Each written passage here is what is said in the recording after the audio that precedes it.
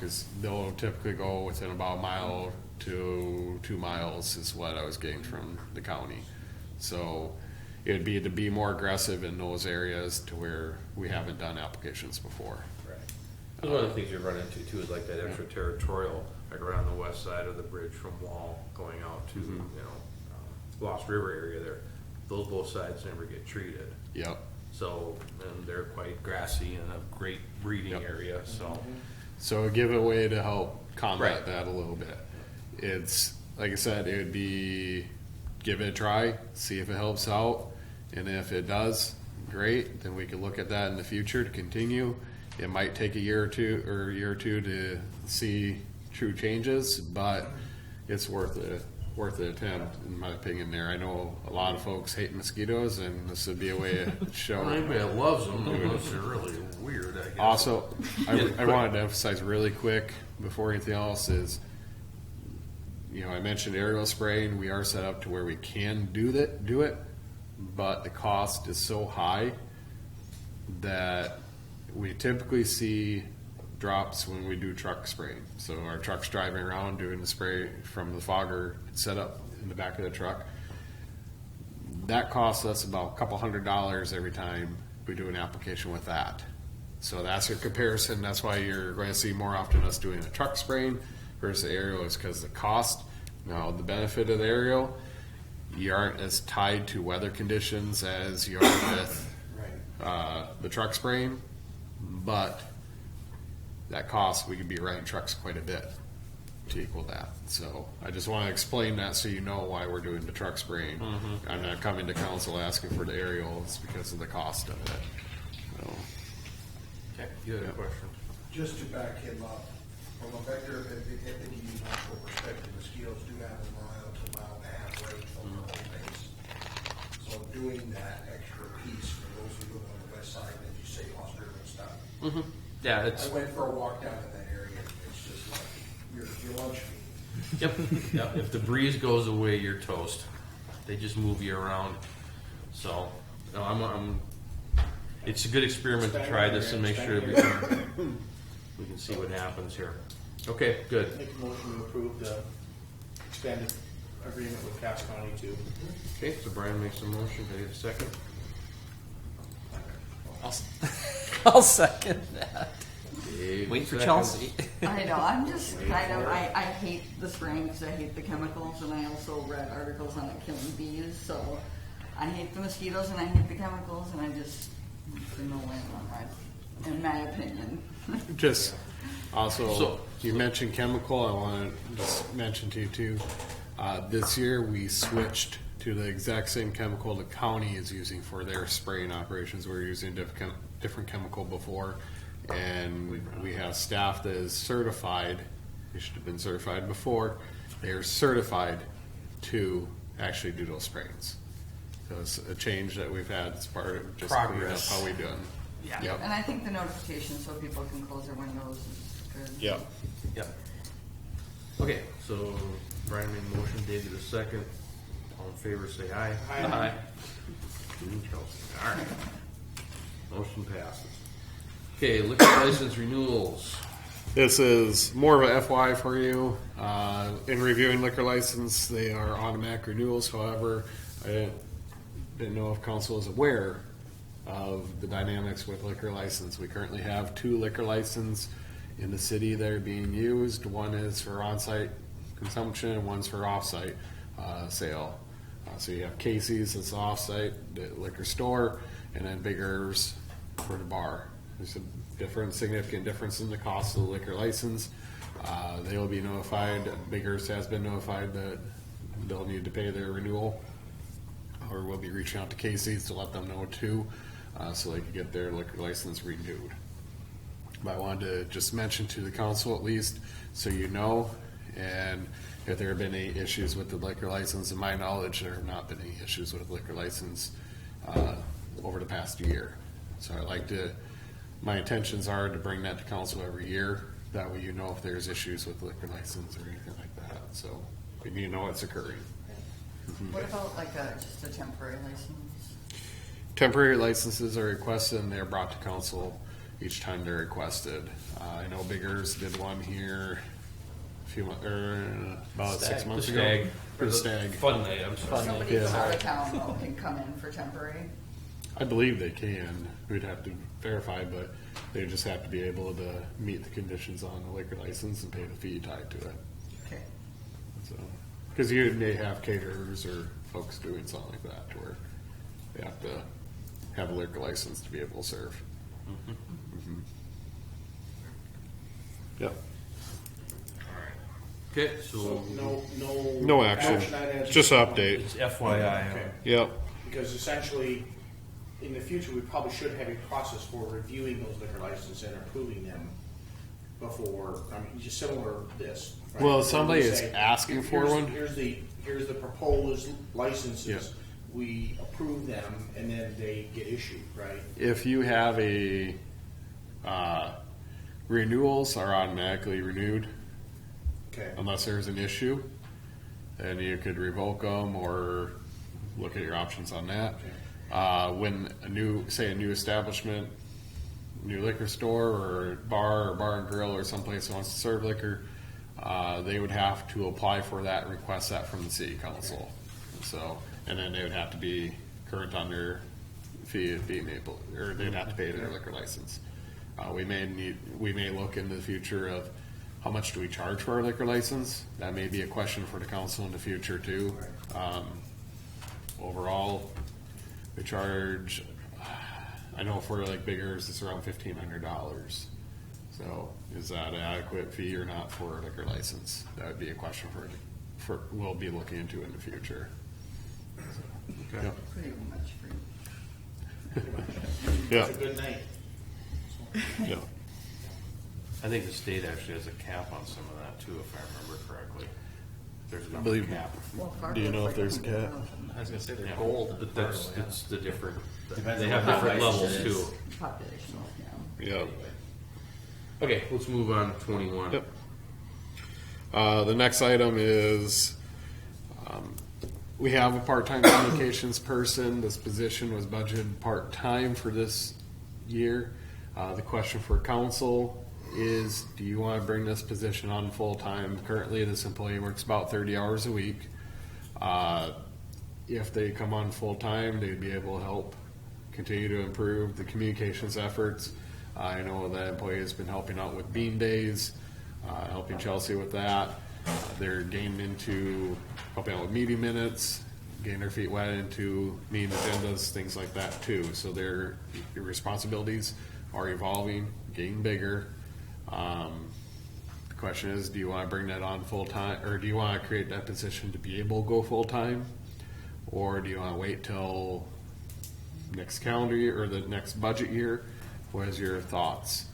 Overall impact would be,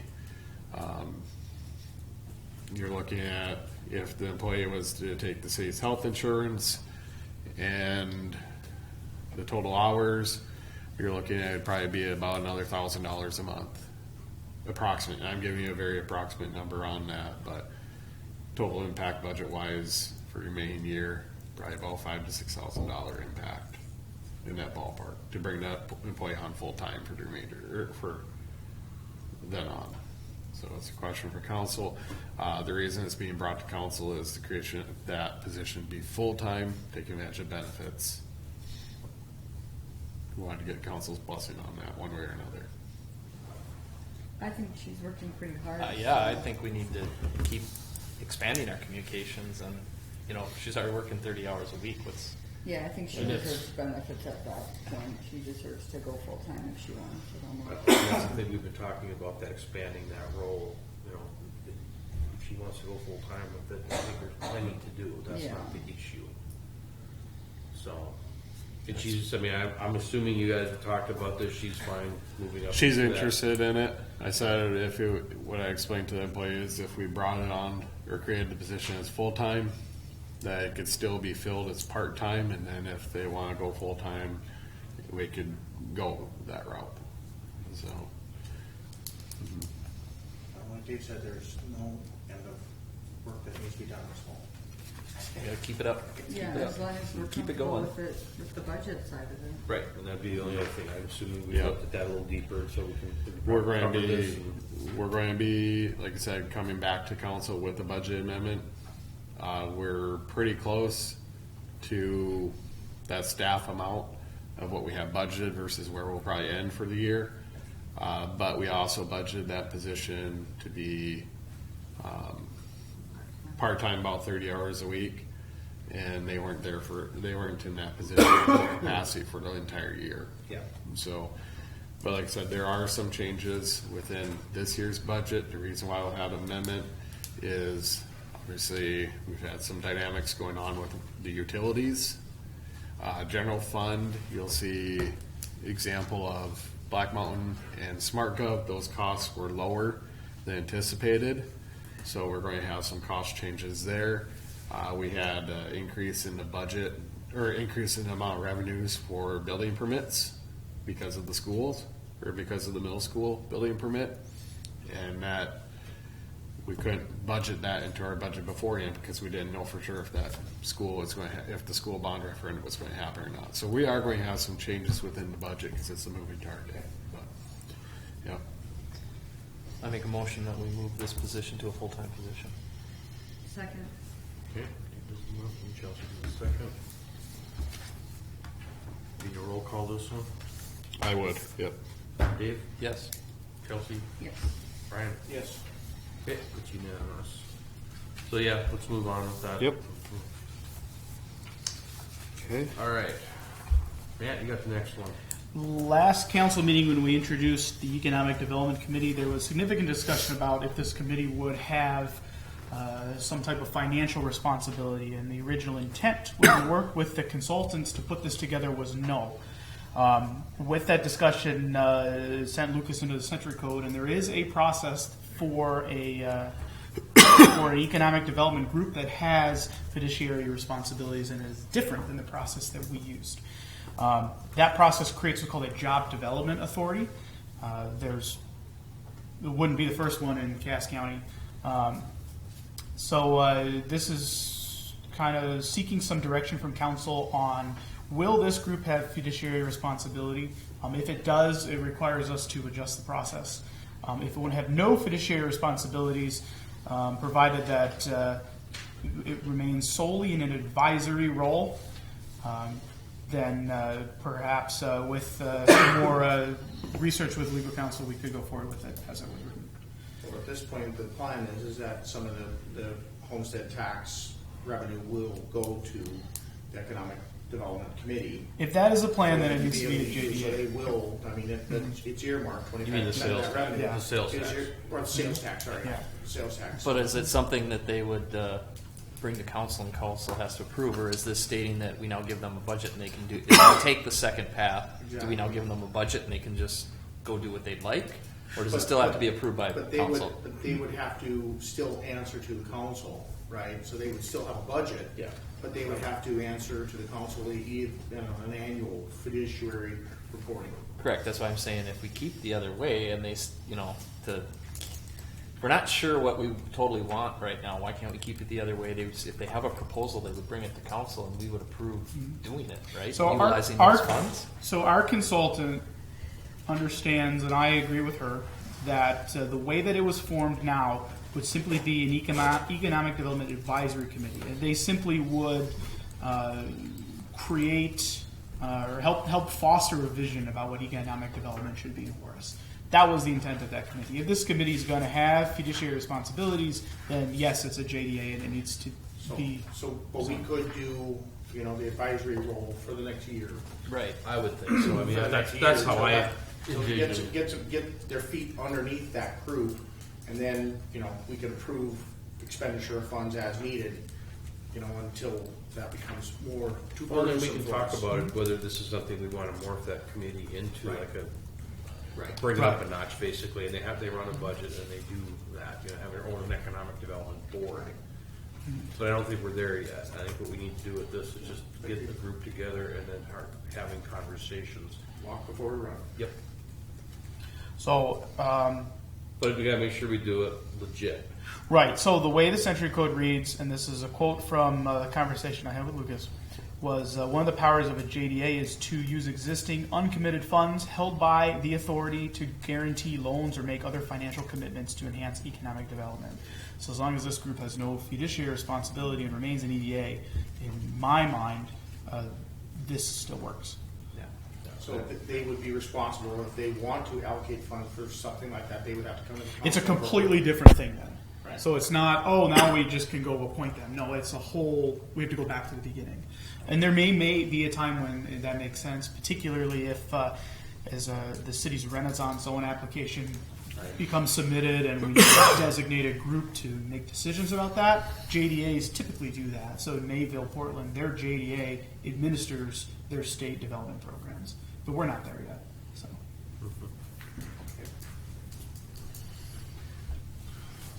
Move forward as we were. Right.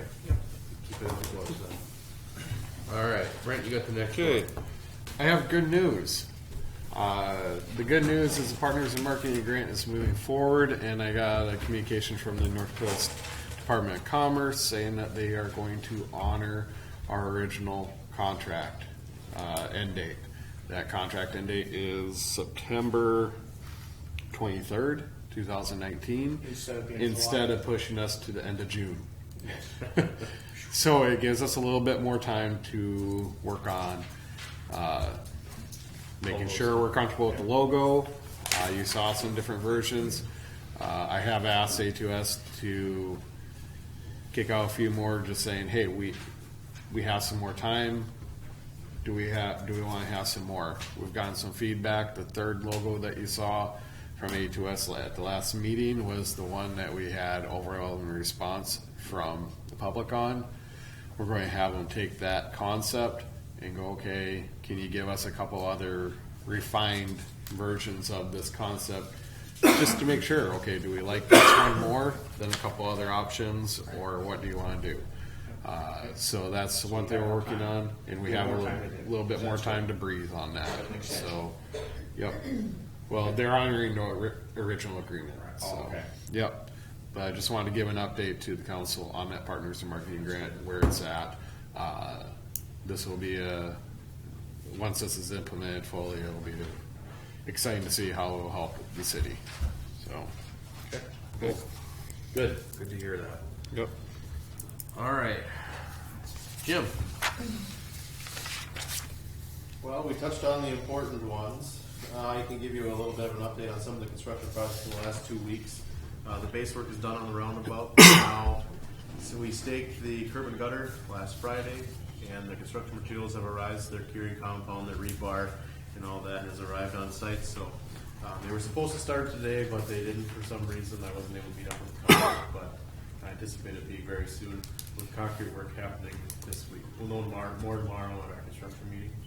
I have been in contact with the contractor on the Maple Grove subdivision, and I talked to a landscaper today as of 11:20. He was supposed to be down here this afternoon to start working on the areas that he could at least do. The contractor has been in contact with the residents up in that neighborhood to, did you get a letter, Steve? Check your mailbox. I did, but no. Really? I think it's more around Okay. cul-de-sac area probably. Probably. Okay. So they were supposed to be out today. If not, they were going to be here tomorrow and seed the areas that they could, and hopefully by redirecting some of those storms, those some pump lines away from the ditches will dry up enough where they can get in there and seed them and get them mulched. So that's that. Terra Gardens paving is complete. Wall Avenue is back open, and they're working right now on the street lighting and grading around behind the curbs and sidewalk work. So Yeah, I'm glad they got that done. In yeah, it was quick done in a order. week. That was good. Yep, got that done in a week. So Park Drive is still closed, but there's no reason to go around Park Drive right now anyway. So Wall Avenue's open, the subdivision is closed until they're done. So What's the gravel portion of the road like on the east side of the? honestly, I haven't gone that way yet. Okay, I Just haven't gone that way. curious if the trucks had hammered that up pretty good. I haven't heard anything, so I haven't heard any asking. complaints either. Okay. I know they filled in some gravel on just to Okay. blend in. And maybe the it's fine asphalt, but yeah. Okay. So Vistos, we're still waiting for a letter of credit from them to proceed with that project. And we had a pre-construction conference for the Lakeview 79th and 63rd projects. They will start the mobilizing in around the 4th with a full start the following week. So it'll be the 5th, 6th, 7th, the 8th. The 8th with a second crew starting the following week. So they'll start at the deep spots and go uphill. And as you can see, the water tower, they've got one lift of the pedestal done, and they were working on the second lift today. And from when I talked to Casper Water Users, they were on schedule as best that they know for their completion on that. So Okay, yeah. One question on the roundabout for the construction meeting tomorrow. Can you give us regular updates on the complete plan opening date, just so that we can publish that information? So if anything changes with that planned opening date, we can make sure we're getting that out to everyone. Whenever we have communications tied to that, we're working with the Flint Group, and they're working up those communication materials.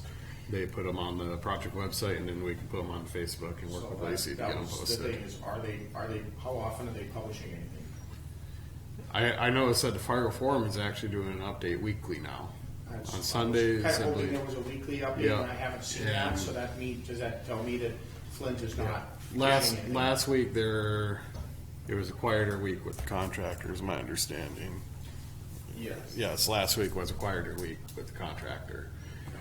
So they meet every other week up at West Fargo for the Southwest Metro. So I don't know if they're basing some of their updates based on Well, that it's information. kind of hard to discern some of the, with the Southwest, because the work on the roundabout is kind of getting lost in all the other work, because they're focusing on so much of Cheyenne, and the roundabout work is lost. So it's almost like I wish Yeah, there was. it was. Yeah, there was stuff in the paper today. I read it too. Okay. But it was like 3 sentences compared to every other one. Got about Yeah. 4 or 5. But it was in the paper. Yep. yeah. But like I said, last week was a quieter week for activity Right. Okay. on the roundabout, and you're going to have those on occasion. But they're planning on being aggressive from what I've seen. Like I said, And their Jim's materials seen. for their construction, their concrete work are at least a week early being delivered on site. So Okay, good. it's promising. So can I bring up the sore subject then? Did you get them? I drove that detour route this morning to go work out at 5:30, and over on 64th there, taking that corner is like rattling your car off the road. They have to get out there at least weekly and work that road.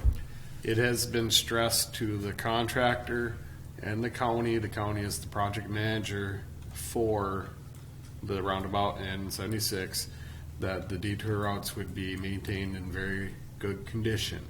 Has it been achieved? No, it hasn't. Okay. They were instructed to get dust control down. The contractor was asked to get dust control down last week. My understanding is that has not happened. However, this week, now we're facing quite a bit of rain in the forecast, at least last I saw. We'll be bringing that back up with the contractor. If the forecast shows quite a bit of rain, that dust control might wait, just because of that moisture in there already. I'm more As about for it's the just grading of the washboarding all road, the though, time. yes, it has Yeah, been out there stressed. once a Right now, week. it's more to scratch it. Yeah. It has been stressed to them, and it will be continued to be stressed to them in the county. Even last week, I was on the phone later in the evening having words with the county engineer, or the county's project manager on this, saying, hey, we need this done. I was leaving work one day, asked them to do that, and they actually brought a grader out to get the contractor did scrape the surface some, but not deep enough. And we're going to be asking that again tomorrow. So we'll continue to stress it and try to get these roads smoothed out, especially before we get some more rain. Well, and if it's bad, I know the county is doing the CA, but could they give the approval? Like if we call the contractor and say it's bad, we need you out here now, like do they really have to wait for the county? I mean, we're the ones driving on it. And It's by the contract is the county that does so they can't give There's not much you typically do you typically shouldn't circumvent that, because then you have that one communication chain of who is telling them. Otherwise, you have too many cooks in the kitchen.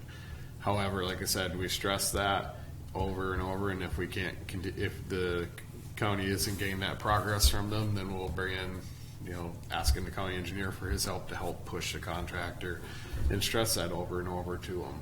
So, but like I said, it is going to be brought up again at our construction meeting tomorrow morning. And I've even asked the county's project manager to follow up when we've had some residents concerned. I've even asked them to follow up directly with those residents, because they're the ones responsible to keep it moving. So, yeah. Jim, I got a question for you. Who is responsible for the road from 64th up to 52nd on the diversion road? That's a really good question. Yeah. 'Cause I don't think Horace, that's not our road Assuming for that's West maintenance. Fargo. I'm assuming that's either No. West Fargo So- and or county. Or is it township? I used to think it was township. I don't necessarily think it's township anymore. I'm not sure if it's half Horace, half West Fargo, if it's all West Fargo. I don't know. It's another Wall Avenue where jurisdiction Yeah, crosses all what can over. we do? I mean, is it What's- within our means to fix it? It's a great road for people. We can send the contractor up it, but It's the intent of the detour was to get people back to 17. Yeah. If Yep. they're going straight on that, it's not under we're detouring around the work, getting them back to Conroe 17 as quick as possible. If they choose to go north on that, they choose to go north on it. Now, if you were to send the contractor for that project up on that road to maintain it, you're just going to encourage people to keep going that way versus getting them back to the paved road in County 17. So, Brent and I have talked about this multiple times as to what the best way to approach that is. And, we kind of left it with quit our work at 64th, come back, get them back to the County 17 as quick as possible, partially because the jurisdiction is Right, because of we don't. question. And that's what I told people. Yeah. If you drive north of 64th on the diversion road, you are doing it at your own peril. 'Cause Right. there is I mean, plenty of all- potholes. You can use your all front the end. signage said detour this way. I mean, don't you think that's a little, I just feel like that would be maybe, our biggest fault in planning would be because that detour continues off of that road. You're routing people way around and back and forth. Well, why didn't you plan to allow for people to, Because it comes to a point of where do we stop? Quickest way. We're gonna have back. we're gonna have 18 detours that we're gonna have to maintain. We've already gone above That'd and be and another done some mile. other ones. So you kind of have to a point make a determination that this is our designated detour. This is what we'll maintain, and we need to do a better job of that alone, getting better at maintaining that, and that's what we should maintain. Because we got to get through the summer on what we've got right now. Right. We gotta get That's through why a I'm just. couple more months. Yep. I mean, I know I've taken it plenty. It's a nice I drive direction. it every day. well, I'll probably drive it with all the holes in it. I I do. mean, because it's, I just don't drive 40 miles an hour. We're talking more like 20. I don't know. About to think of them as speed bumps, right? Yeah. I don't know. I just like again, where does it end? Where would we keep going? I mean, there's a lot of other areas that we. And the point of it is to use as little gravel as necessary to get back to a paved road.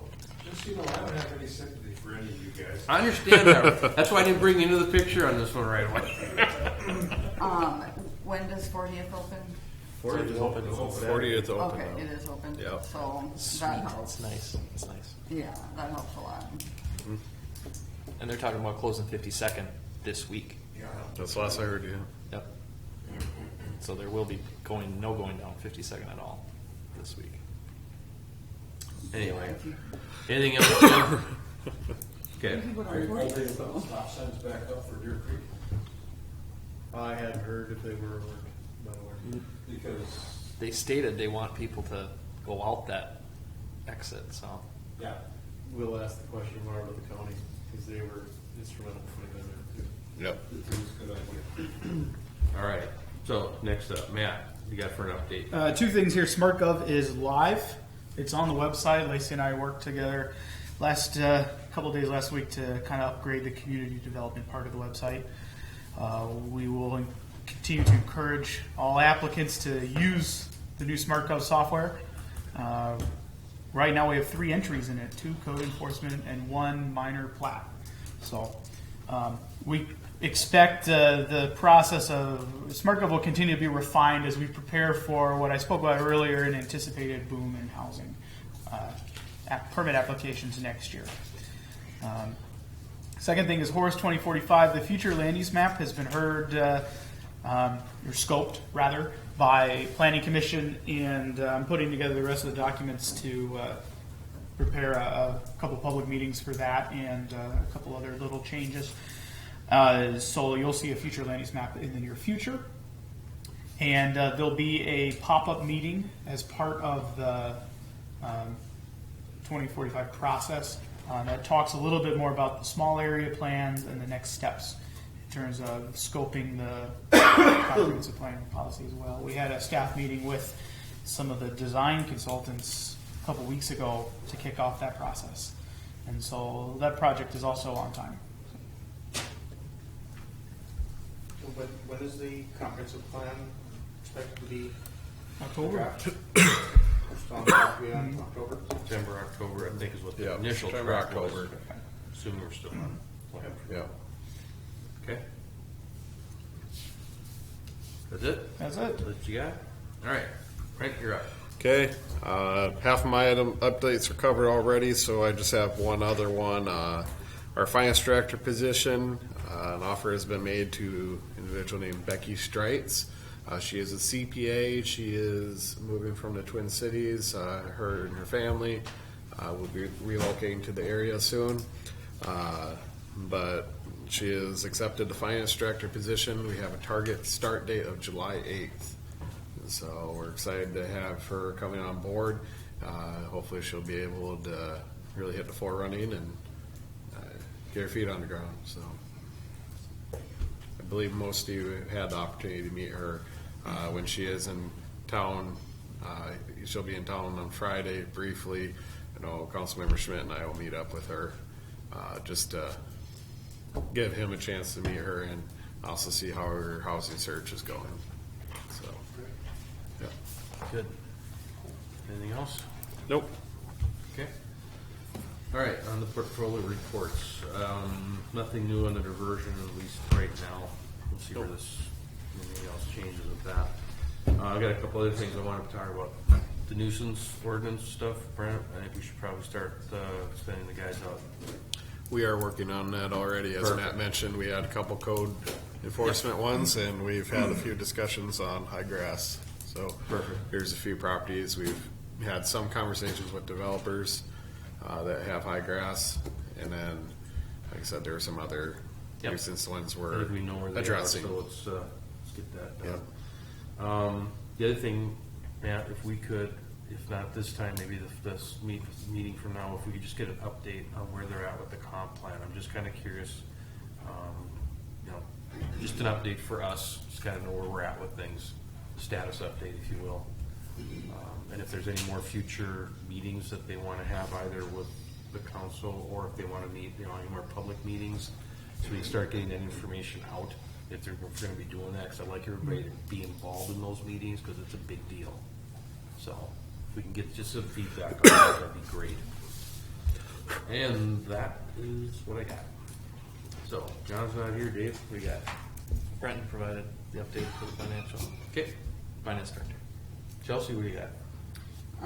Well, I'm working on getting a ban for bean days. There's something that got sent to you. So on that, so. Yep, so I'm working on that. Otherwise, it's pretty well planned, and then we're gonna work on the Christmas, the holiday event next. Excellent. So we got. Okay. So, Brent, one question, any update on the yard waste? How is that proceeding? Is there any issues? The compost site has actually been fairly quiet over the past couple of weeks. Okay, so we've been, no illegal dumping or anything like that? that's been Not that I'm causing aware issues? of. It hasn't been brought to my attention from our public works staff. one thing I have noticed in working with compost sites before is you'll go in spurts. You'll have abuse of it, and then it'll be good for a while, and then you'll get somebody dumping stuff they shouldn't again. And it, like I say, it'll go in spurts, so it isn't typically continuous that you'll have that. We've gone through a phase, I believe, that has been fairly decent. I've driven by there a couple times a week just to see, and haven't seen anything. If it has been, it hasn't been anything drastic, at least in my knowledge. So we've had a few items that typically aren't accepted for appliances that get dropped off outside our shop. One end of it, somebody dropped off a hot tub. So that's really not an appliance. That is a recyclable type appliance. So You gotta love the creativity. yeah, so you do see some interesting things on occasion that probably shouldn't be, but overall it's been a quieter past couple weeks, at least from my understanding. So, yeah. Anything else? All right, sounds good. Well, that's all on the sheet, so I'm gonna entertain a motion to adjourn. So moved. Dave, Brian, all in favor, say aye. Aye. We're done. Just up to your